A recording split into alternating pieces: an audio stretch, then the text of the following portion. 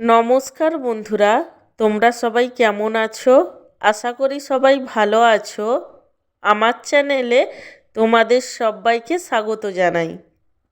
আজ আমার লাঞ্চের থালিতে কি কি মেনু আছে সেটাই তোমাদের সাথে শেয়ার করব।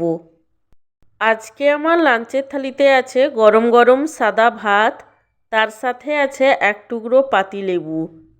পাতিলেবুর পরে আছে কয়েক টুকরো কাঁচা পেঁয়াজ, বেগুন ভাজা, পেঁয়াজ দিয়ে আলু ভাজা, সব শেষে আছে এক বাটি চিকেন কারি। চিকেনটা আমি কয়েকটি বড় বড় আলুর টুকরো দিয়ে বানিয়েছিলাম, তাই লাঞ্চের থালিতে চিকেনের সঙ্গে দু টুকরো আলুও নিয়ে নিয়েছিলাম।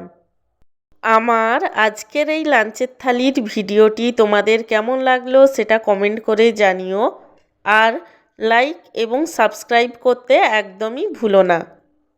সব শেষে তোমাদের সবাইকে জানাই আমার তরফ থেকে অসংখ্য ধন্যবাদ এই ভিডিওটি দেখার জন্য।